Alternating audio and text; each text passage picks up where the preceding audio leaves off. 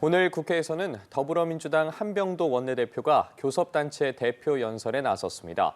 이재명 정부의 성공이 국민의 성공이라며 원팀을 강조한 한 원내대표는 내란 완전 종식이 곧 민생 회복이라며 개혁 입법 완수 의지를 강조했습니다. 자세한 내용 국회 취재기자 연결해 들어보겠습니다. 정호진 기자. 네, 국회입니다. 민주당 한병도 원내대표는 오늘 오전 첫 교섭단체 대표 연설을 마무리했습니다.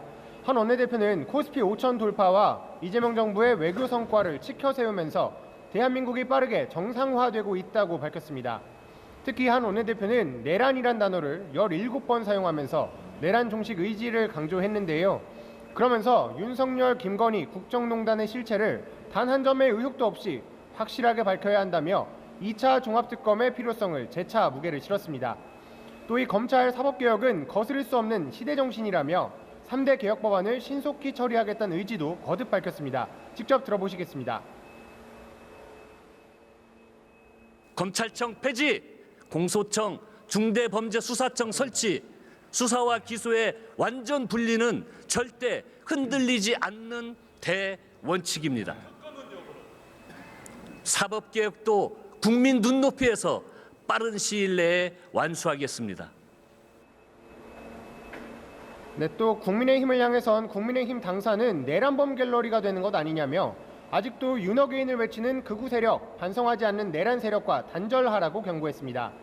특히 한 원내대표는 이 최우선 가치는 민생이라며 21번 민생을 언급하면서 모두의 성장 입법을 통해 민생 안정과 양극화에서도 약속했습니다. 그러면서 국민주권 지방정부를 완성하는 선거로 준비하겠다며 이번 지방선거와 함께 5.18 정신을 헌법 전문에 수록하는 원포인트 개헌을 제안하기도 했습니다.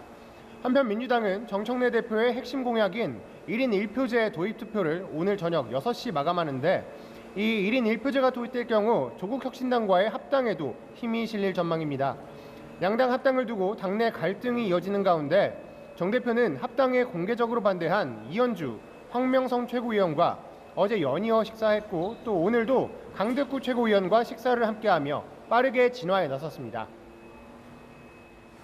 네, 한편 국민의힘 내부 갈등도 계속 이어지는 것 같은데 상황 어떻습니까? 네, 그렇습니다. 어제 4시간 마라톤 의원총회에서 빚어진 갈등이 오늘까지 이어지고 있습니다. 이 의총 현장에서 조광한 최고위원과 친한계 의원들이 인마 등 막말과 반말이 섞인 거친 언사로 맞붙은 것으로 확인됐는데요. 이 정성국 의원은 페이스북에 조 최고위원이 자신에게 이 뒷골목에서나 들을 만한 발언을 했다 이렇게 상황을 묘사했고요.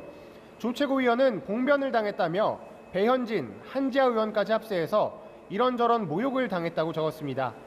이에 우재준 최고위원은 오늘 오전 라디오에 출연해서 제명이 잘못됐다는 말들이 꽤나 많았다면서도 이번엔 지나가자는 분위기가 좀 형성되고 있는 것 같다며 진화에 나섰습니다. 이 당 개혁 모임인 대한과밀회는 오늘 오전 개혁신당 이준석 대표를 초청해서 강연회를 개최했는데 이 자리에서 이 대표는 장 대표가 황교안 전 대표와 생각이 똑같을 것이라며 잠재적 경쟁자를 빼고 통합하겠다는 것이라고 현재 내용 사태를 진단했습니다. 또 극한 충돌이 지속되는 가운데 장 대표는 내일 교섭단체 대표 연설에 나서서 민생 경제와 외교 분야에서의 실정을 지적할 계획입니다. 연일 대여 공생의 이 수위를 높이고 있는 국민의힘은 오늘도 이재명 대통령의 SNS 정치를 두고 날을 세웠습니다. 송원석 원내대표의 발언 직접 들어보시겠습니다. 한없이 가벼운 이재명식 SNS 정치가 경제, 외교, 사회 전 분야에서 좌충우돌 사고를 치고 있습니다. 대통령이 직접 작성하셨다면 이제 자중자애하시기 바랍니다.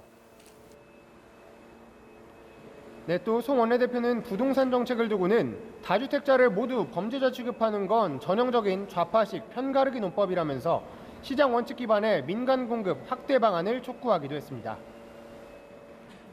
네, 정 기자. 어느덧 지방선거도 120일 앞으로 다가왔죠?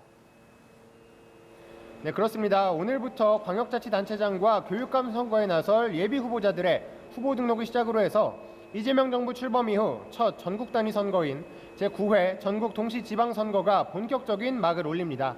예비 후보자로 등록하면 선거사무소를 설치하고 선거운동용 명함을 배부할 수 있고요. 또 이 후보자의 공약집 판매 등 선거운동도 가능해집니다. 또 광역의원, 기초자치단체장 예비후보 등록은 20일부터고 또 다음 달 22일부터는 군의원과 군수 등 예비후보 등록이 각각 시작됩니다. 또 본후보 등록은 5월 14일부터 이틀간 진행됩니다. 자, 이렇게 이재명 정부가 들어선 지 1년 만에 치러지는 전국 선거인 만큼 정부에 대한 여론의 시험대가 될 전망인데요. 이 서울과 부산, 충청 지역이 최대 승부처로 꼽히는 가운데 전남, 광주, 대구, 경북 등 이 광역단체의 행정통합 논의도 선거의 변수로 작용할 것으로 보입니다. 지금까지 국회에서 연합뉴스TV 정호진입니다.